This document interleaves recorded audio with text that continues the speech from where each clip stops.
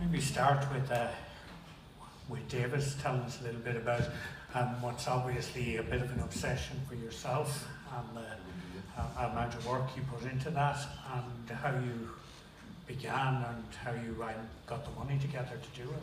Sure. Yeah. So, yeah. So the first part of what you were asking about, yeah, it was an obsession. I started out trying to get a Fulbright grant to do the project in 2006, and I went through the whole process, and you know, I had a pretty clear goal of what I wanted to do. I just wanted to really hear the stories and the music of a lot of pipers I admired, sort of anybody who would let me in the door.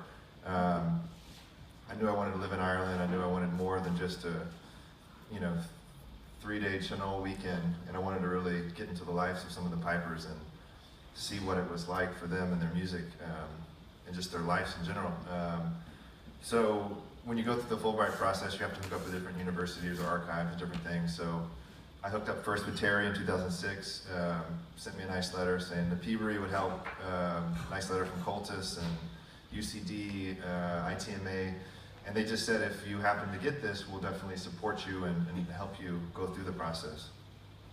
You did Fulbright, didn't you? I did. Yeah, so it's sort of a laborious process to do it, but whether you get it or not, you end up with the idea of a project sort of fully formed. And that was really helpful. I didn't end up getting it because it's very, very competitive, and they want you to do things that maybe are more political minded. Those are the ones that seem to be greenlit. So I got a small grant when I was 25 from my grandfather, and I thought, okay, maybe I could use some of that. And I sort of sold all my possessions in my car and just thought, I'll go on my own. And then, because I had tried every funding source in the US and Ireland that I knew of, and I'd pretty well exhausted it, until I met Tony one fateful night at the Cobblestone. He mentioned someone from Forest and Gaelica, and that ended up being a really great relationship. I mean, without that, the project would have perished, because I really quickly ran out of any money that I was self-starting the project with. So it was Forrest and Tony's introduction, and you know, my grandfather, and a little bit of my own money, and then some other people which I won't kind of embarrass or, you know, mention, but there was a lot of support as the project kept going. There was a Kickstarter for a couple thousand in there too, so it's sort of just been piecemeal, trying to really make sure the project stayed alive. And that's a hustle. If you've ever done an independent project, that's definitely a hustle. I thought there was a great line in there. I think it was Kevin Thompson, "We're running out of elephants," at one stage, and I was minded watching it. I'm watching the archive, which is very well used in it, particularly the archive there of Seamus Ennis.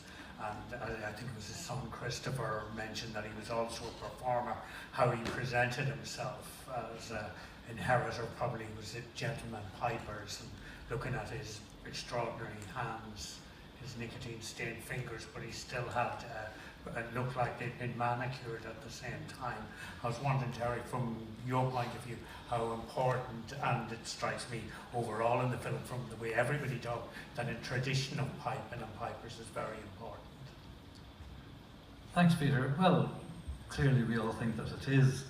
But what came across to me most in the film was how this is something people can do. It's at the same time, it's an ordinary thing and an extraordinary thing.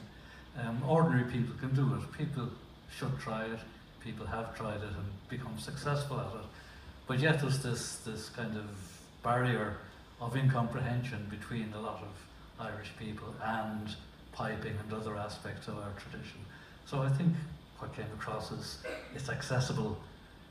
We are all ordinary people in a way, I think, although we all have our quirks, but we all pass for ordinary on the street, and that's what's important. It's ours, and we treasure it, and we should treasure it. As well as that, Joe, one of the things you said in it, when you talked about the 1970s, and it was easier for children to learn now than it was in the 1970s. Why do you say that? Well, it's so much easier to blow, for starters. That's really the only thing. But much harder. When we used to play, there was all leaky bags and Harveys were to play the pipes. It's very hard to play them. But I noticed when I got a set from Killing, they were just much easier to play. And children could play them. So the instrument itself got better, or Yeah. standardised how they were made. As You know, no disrespect to the people in the old days that we had to make them. You know, we had good machines. Like, the bags are much better now, they're more airtight. The whole thing just got easier to play. Even my own set is easier to play now than it was in 1975. and looking at yourself and your house, and you're obviously well immersed in the tradition of what a piper is or was in the past. I still teach down the same kitchen all the time. Everything you do is eat that small room I have. You know, that. I just know that other pipers who do this. I'm teaching in the kitchen as well. I'm playing. Seems to be always in the kitchen. There seemed to be a lot going on in the kitchen, and that's all right.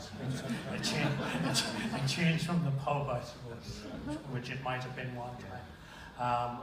I was minded as well in it, Néillidh, from yourself and from your tradition and from which came through your father and through Seamus Ennis. Now maybe you tell us a bit about that yourself.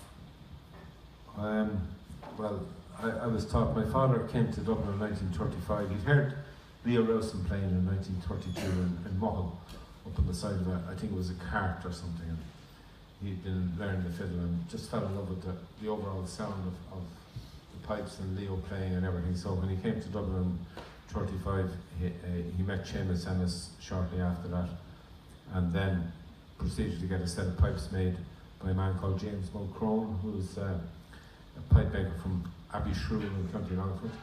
He was an engineer in the railways, and he was also a man that fought in the Boer War and things like that. So wore a big walrus moustache, very correct sort of a man, dressed very well. But he got an Ennis, and a lot of them used to call into his house because he was one of the pipe makers of the time. So he got a set made in the same pitch as Seamus, which was C sharp, and that's the set he played. And he struck up a partnership with Tommy Reck, and they used to play fiddle and pipes, and both of them played the fiddle and pipes, and they played for about 10 years before both got married or anything like that, and they're single days.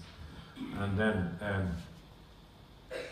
he wanted to have a piper in the family, and then I think I was chosen as the quieter one for some reason.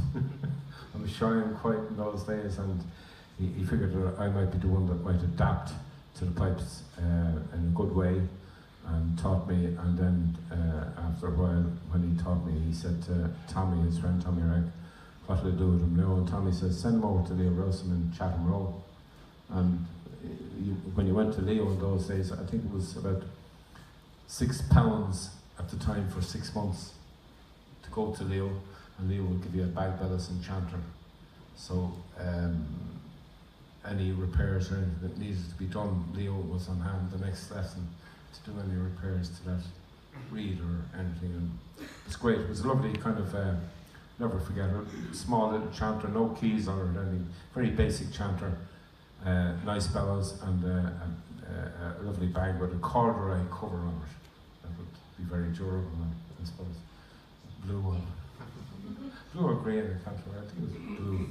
But they were great days with Leo because he was such a patient man, and he taught me how to read the notes, you know, the dots, and I didn't know much about that, but he showed me the basics of how to read music, and he would just sit down at the end of each lesson, teach you the tune, and then just write it out from his head, which is a great gift. Ennis also had that as well. He'd ask Seamus for a tune, he'd just write it out for you and deliver it to you the next time you met him or whatever. But they're wonderful characters, and the likes of Leo was we also went over to him in Thomas Street of a Saturday, so you're going to Leo twice a week, and it was just phenomenal that, you know, the amount of pipers he was putting through his hands. There was Liam O'Flynn and Peter Brown, and there was Gail McKeown, there was people like that. They were all contemporaries as well of myself when we were going, you know.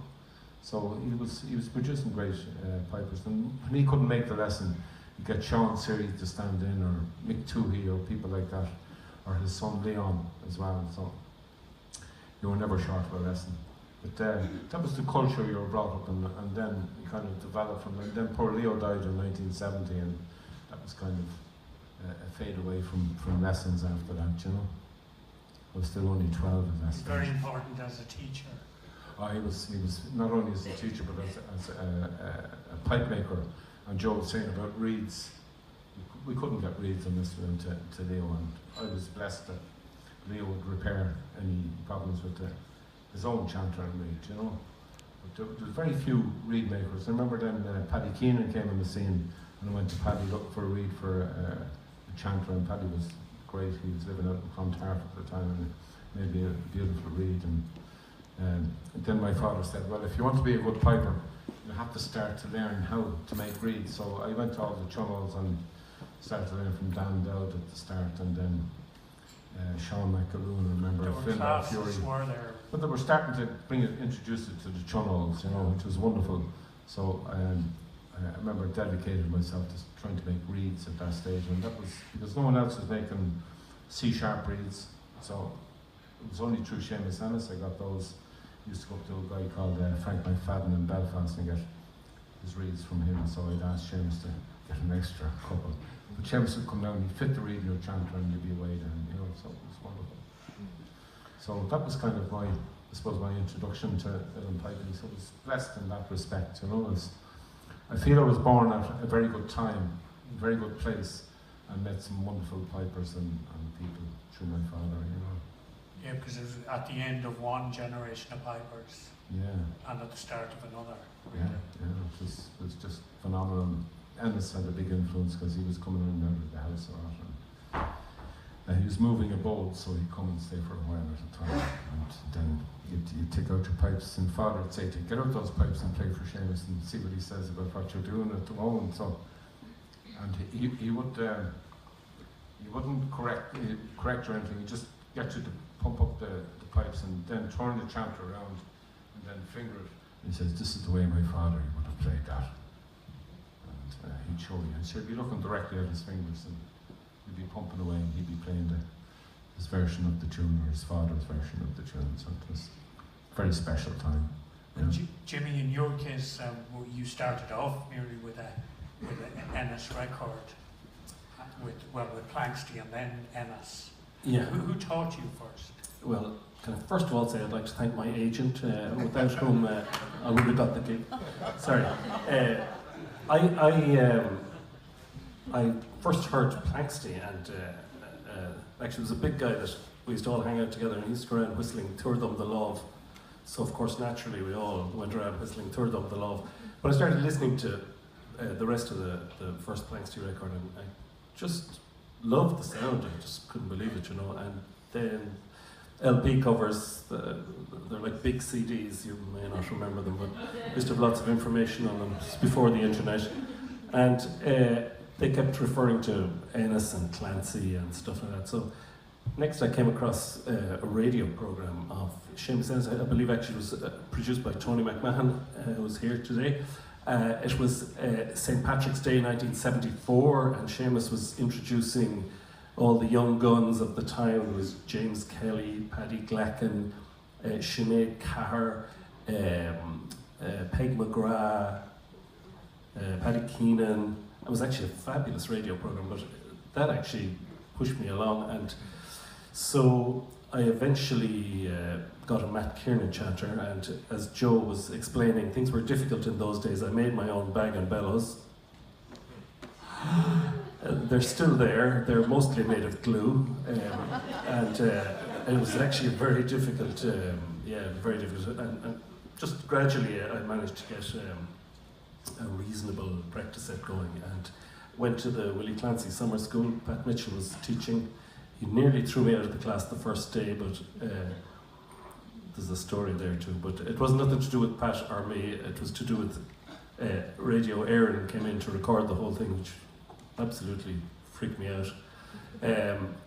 And I think I learned so much from Pat's classes that mostly kept me going for the year until the next Willie Clancy. And there was something there that Terry was saying, we're all ordinary people, but we share this passion, and I've always found Irish music definitely, but the piping community even more particularly, very helpful and supportive, and you know, nobody will ever turn their chanter away so that you can't see what they're doing, or whatever. They'll tell you what they're doing, and you know, so it's actually an incredible. It's a privilege to belong to it, you know, to be included, to be allowed to hang out with. There's some people that you don't want to hang out with, but mostly, I hope I'm not that guy. But mostly, you know, they're No very names inclusive. now. What? No names. No names, no. But yeah, it's just an incredible community, and I'm now mature enough to say I've been hanging out with these guys since 1975. How many years? That's 44 years, and it's just a wonderful crowd to kind of belong to. You know, it's. When you were playing the Seamus Ennis record over and over again, and others, as you said, at what point did you realise you were maybe getting it right and getting your own sound?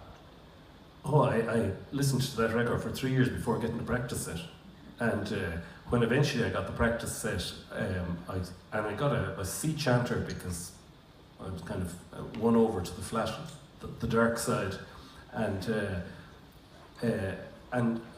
I suppose I never even thought about it. I just liked making those sounds, and I used to just play, and I used to play for as long as my hands would endure, and they'd get sore, and I'd soak them in warm water, and I'd go back. And I know I'm not the only one. I think somebody called it the red mist, especially if you're kind of late teens. I was a late starter, and the red mist descends, and there's nothing else. There's no other part of the world out there engaging with you, and you're just completely obsessed with this, and that's so I never thought about getting good or bad or otherwise. I know that I can remember struggling with certain techniques and the pleasure as they began to come after 10,000 repetitions, as they began to kind of come good, you know. But yeah, I would say for certainly anybody probably mostly pipers here anyway, but anybody who hasn't actually started yet, if you're interested, listen. You have to listen. If you don't listen, you don't know what the sound you're actually trying to create. So I had like 3 years of a library in my head, and so I could actually refer to that, and I picked up loads of things subconsciously, and that's, I presume, what the tradition is about, you know, this oral tradition. You're not actually necessarily being told this and that exactly, but you're actually absorbing stuff from other people, you know. And you wonder, you know, because you had access to recordings of people that would have just access to maybe musicians when they heard people live previously. Yeah. And how they retain that in their heads as well. Yeah, in my case it was mostly recordings in the beginning. There were a few pipers. I didn't realise there were pipers in the Waterford area. You couldn't Google them, and you know, so there was no way of even finding out that they existed, you know. But once I kind of got in on the circle, then again, as I say, they were all very helpful, you know. Yeah, so I think the Reeling was hugely helpful, because that was like the big event of the year, the gathering, the Chinol around May, and then the Willie Clancy School, and they were the kind of the hubs on which my year revolved, really, you know. And Leo, what was your journey? How did you? My journey, Peter, was it's a bit of a long-winded one. I'll try and explain it as cohesively as I can. There was music in my family back generations, but referring to what Terry was saying, in the 60s, Irish music was kind of frowned upon a lot, so it missed my generation. My uncle was taught the Uilleann pipes by Néillidh Rowsome in Schoolhouse Lane, not too far from here, the back of Leinster House, and he was a rotating member of the Rowsome Quartet in the early 1930s right through to the early 1950s when he emigrated to England. So after that there was no music in my end of the family until he died in 1975. and his wife sent a couple of practice sets back home from England to my elder brother who played the bagpipes, thinking he'd go at it. But I was listening to all this music by my elder brothers were playing records of Planksty and the Chieftains, Kyoto and Cool and Tony McMahon there. Everybody, I was familiar with all this as a child, so it was kind of soaking in. And I went into Sattery's one night at Gable Street, and for the first time I saw an Uilleann Piper in full flight, and it was Liam O'Flynn. And I was sitting as close to him as I'm sitting to you now, and I said, by hell or high water, I'm going to get the better of this. So I got one of the practice sets from my brother, and I went to Thomas Street. I'm looking straight at my teacher here, Peter McKenna, and it's what Terry was saying, like the likes of me or Peter or anyone else, we're ordinary people, but the McKennas were wonderful teachers of the Uilleann Pipes. They were taught by Néillidh Rowsome. So I went to Thomas Street for the kind of tail end of it before it ceased in Thomas Street. And Peter, my eternal gratitude is to Peter McKenna for getting me to actually play them properly, you know. I was just kind of, as you say, fluting around with them until I went to Peter. And when Peter wasn't around, his brother Kevin would stand in. So that was my great start. Like I say, it was in the family, but it skipped a generation or two, but I picked up the tail end of it. And did you have the sets at home from your uncle as well? Yeah, it was just a very basic practice set. It wasn't very good. In fact, I got a new one made by Matt Kiernan. I went up to Matt, and he made me a C set for 14 pounds. Yeah, I did. And that's it. So I just kept going. I went for lessons to Peter and Kevin. Got a couple of full sets. Kevin Thompson, who was in the film, made the set. One of the concert sets I'm playing now is one that Kevin made. But yeah, so that was it. It was a long-winded way, but I love it, and it's just made so many friends, and I've travelled all over the world playing them, and it's just what an opportunity to have in life, you know, and it's just great. And for yourself, Banba, how aware would you be, I suppose, with Joe teaching you, would have heard about all these stories and all the tradition behind? Yeah, thanks to Joe mainly. But yeah, no, I started out when I was 8 and went to Joe, and then moved on to like the Willie Conti summer schools and the Apple summer schools. So I went to like Mick and Tommy Keane and like everyone. Like it was wonderful. So I've heard a lot from a lot of different people. So it's been good. Same for you, Tierna. Coming from the family you come from, you're hearing about your great grandfather here a good bit. Yeah, of course. It was really nice to come here today and hear all the nice stories about him. It's always a pleasure to hear how respectful people are, and the stories my dad has told me as well. So it's always nice to hear nice, positive things. It's amazing, really. It just fills me with pride, you know, that he's enabled so much, and kind of what my dad said, like it was at a time where maybe the tradition, especially the Uilleann Pipes, they were really almost dying off. It's crazy to think that had all of these people not come together and these small but mighty things happened, that, you know, we mightn't be here today, and, you know, the tradition may not be still alive. It's just really crazy to think. So ever so grateful to like all the people who have just facilitated that. It's crazy to think, I believe, yeah. And would you listen at home to your grandfather's playing as well? It's hard not to. Yeah. Since I can remember, there's been music playing, especially Leo's recordings. My dad would play renditions, and it's just, we wake up and there's especially Uilleann Pipes playing, and we would go to sleep with sessions of Uilleann Pipes down in the kitchen, of all places. And so yeah, we've just been immersed straight into brainwashed. Yeah, very much so. It's great. No complaints. Yeah. And I don't know, is anybody in the audience any questions you'd like to ask of anyone here? I just want to pay tribute to Leo Rickard here, because I probably started learning to listen to the pipes through Rickard, because friend and a friend. And what I love about Leo is he knows the story about every tune that he's learned. So if you go and see Leo play, he will tell you the name of the song, which a lot of people sometimes Don Allen, you know, the famous Don Allen tunes. But Leo knows the tune, and he's a story behind the tune, where we learned it, from whom we learned it, and it's great to see him again, and I just want to pay tribute to Leo, because we've quite been a great today.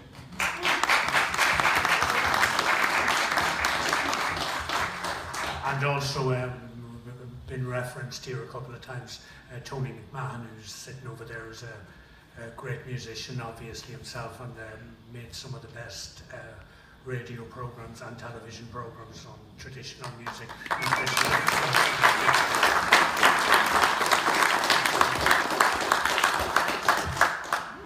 Just one question, which maybe to finish up, that anybody could pick up on who's here. I'm just mindful again watching that film that a lot of those musicians, as you went back, didn't hear anything except traditional music when they were growing up, or that was the sole influence they heard.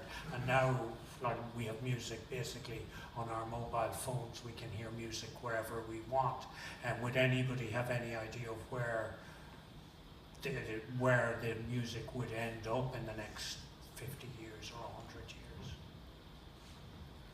I'll stick my neck out. I think for me, and I suppose I regard myself as kind of stuck in the tradition. I've no problem with people doing their innovation and all that. We're okay there, Tony. And but as long as there's a core of people, and I forgot to mention Sean McKiernan. I mean, Sean McKiernan was a huge influence on me. I remember meeting him in 1976, and the doors he opened into Willie Clancy's music and stuff were just so important. But as long as there are people like Sean McKiernan playing the true thing, and you know, I think that the tradition will always be fairly safe. It's wonderful to see so many people playing, and the fact that it's sort of popular all over the world. But I think it's still very important. I don't care if you call me a stick in the mud, but I think it's important to have a few stick in the muds that keep the if you like, the tradition part of it going. And for me, that's certainly very important.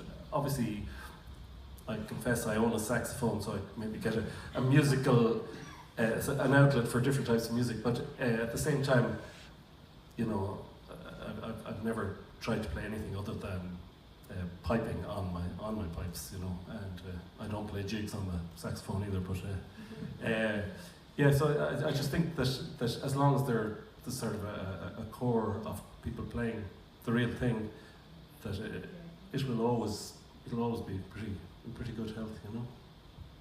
And I suppose before we finish up, we should mention that there's a lot of fine musicians in that documentary who aren't sitting on this stage tonight, as well as that, and thank Davis here for bringing us all together tonight as well. And the DVD is for sale. Davis, maybe you'd have that. Well, just super. Thanks everybody for God opening up the tradition to me and you welcome me in. And great to be here. Thanks to Forrest and Gaelga. I think somebody's here from Forrest. Thank you for helping throw this night. Could not afford it without you. And yeah, just thanks everybody. There's posters and Blu-rays and DVDs outside if you want to take one on your way out. And cheers. Thanks for coming. Yeah.